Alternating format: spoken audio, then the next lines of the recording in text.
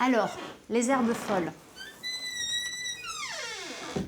Elles ont poussé le 1er décembre, rue des Vaux, dans une ancienne boutique. On est tout près de la cathédrale et on y trouve des choses très différentes. On trouve par exemple des créations en papier washi, c'est de l'origami. On trouve aussi des créations de la peinture sur porcelaine et sur verre. Là aussi, c'est une créatrice strasbourgeoises. Au total, elles sont une vingtaine, il et elles sont une vingtaine. Et parmi ces créateurs, il y en a 3 qui ont lancé les herbes folles, notamment vous, Fanny. Bonjour Fanny. Bonjour. Comment ça va? Ça va très bien, Lily. Ça va bien, merci beaucoup.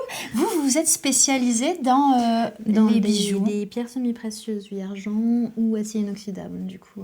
Qu'est-ce que vous faites? Vous nous racontez un petit peu? J'essaye de faire des créations qui ont toujours un aspect un petit peu floral. Donc là, par exemple, vous avez un papillon qui butine une grappe de pierre. J'aime beaucoup aussi travailler avec des matières naturelles telles que le coquillage, donc du découpage laser. Donc toujours avec de l'argent massif, voilà, ce genre de créations qui sont très fines et qui a toujours une inspiration florale. On en trouve aussi un peu plus loin dans la boutique. Vous nous montrez la découpe laser, ça c'est étonnant aussi ce qu'on voit ici. Vous avez donc de la découpe laser donc là sur 33 tours ou sur chambre à air de vélo.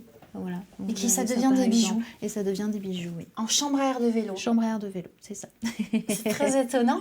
Au total, il y a une vingtaine de créateurs, on l'a dit. Qu'est-ce que c'était l'idée des herbes folles? Qu'est-ce que vous avez essayé de faire? Nous regrouper, trouver un lieu où les créateurs se sentent bien et une vitrine et puis atteindre les strasbourgeois peut-être un petit peu plus facilement que sur des marchés ou avoir un autre axe, voilà. Se faire connaître surtout. Et pourquoi les herbes folles? Vous ne m'avez pas dit. Alors les herbes folles, c'est une idée d'idées qui germent, tout en ayant en fait l'idée que nous ne sommes pas dans les rangs, nous sommes entre guillemets des mauvaises herbes, donc des herbes folles. Voilà. On essaye de vivre de notre passion et voilà. Et ça marche bien. Ah, déjà depuis 5 mois. On est plutôt contents. On va vous laisser continuer à faire les créations, toujours inspirées de la nature, hein, j'ai cru comprendre. C'est ça. Et nous, tout à l'heure, on ira voir Sophie, une des 3 personnes qui se sont lancées dans l'aventure. Et elle fait de la création textile pour enfants. À tout à l'heure.